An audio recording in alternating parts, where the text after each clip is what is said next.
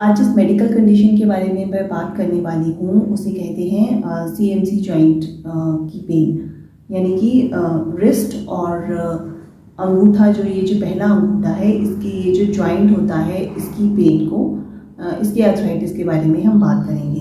इसे कहते हैं द फर्स्ट कार्पो मेटाकार्पल जॉइंट। तो अब इसके रीज़न क्या हो सकते हैं? इसके रीज़न सिंपली यही होते हैं। ये बहुत ही कॉमन आर्थराइटिस है हाथ का, और ये जो है ये most mobile joint, second most mobile joint है बॉडी का। इसकी इतनी ज़्यादा मूवमेंट होती है कि जिसकी वजह से ये जो जॉइंट है, ये इसके वेयर एंड टेयर के चांसेस बहुत ज़्यादा होते हैं, और इस वजह से यहाँ पर इसके जो लिगामेंट्स हैं, आसपास जो टेंडन्स हैं, मसल्स हैं, उनमें स्वेलिंग आ सकती है। जो जॉइंट स्पेस है वो रिड्यूस हो सकता है, इसका जो कार्टिलेज है वो घिस जाता है, और पोस्ट मेनोपॉज वुमेन में भी ये बहुत ही कॉमन कंडीशन देखी जाती है।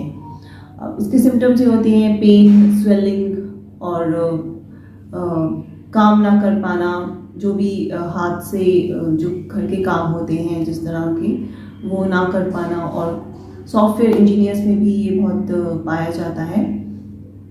तो इस जॉइंट की जो भी कोई भी मूवमेंट करना, उसकी वजह से इसमें जो स्ट्रेस पड़ता है इसके ऊपर, तो ये सिम्टम्स और भी बढ़ते हैं। अब इसकी जो ट्रीटमेंट है, लाइन ऑफ ट्रीटमेंट है, सबसे पहले तो इसका लाइन ऑफ ट्रीटमेंट में हम रेस्ट, इस जॉइंट को हम रेस्ट देने के लिए कहेंगे। उसके बाद रेस्ट के में हम एक स्प्लिंट आता है, ओपोनेंट स्प्लिंट होता है, जिससे इसे रेस्ट मिलने के ज़्यादा चांसेस होते हैं, क्योंकि अगर कुछ स्प्लिंट वगैरह लगा हो तो पेशेंट ज़्यादा इसके ऊपर ध्यान देता है, और जो जॉइंट है उसको भी सपोर्ट मिलता है, तो वो स्प्लिंट हम रिकमेंड करते हैं। और फिजियोथेरेपी में हम अल्ट्रासोनिक रेज जो अंदर जाकर के डायरेक्टली उस जॉइंट को हील करती हैं, उसकी कम से कम 7 to 8 सिटिंग्स आपको लेनी चाहिए। देन हीट थेरेपी और कोल्ड थेरेपी भी आप ले सकते हैं, जिससे कि ब्लड सर्कुलेशन बढ़ेगा और स्वेलिंग भी। तो ये सब कंजर्वेटिव ट्रीटमेंट के बाद भी अगर आपको आराम नहीं मिलता है, तो फिर हम पेन किलर्स ले सकते हैं, और पेन किलर के बावजूद भी अगर आराम नहीं मिल रहा है तो स्टेरॉइड इंजेक्शन ले सकते हैं।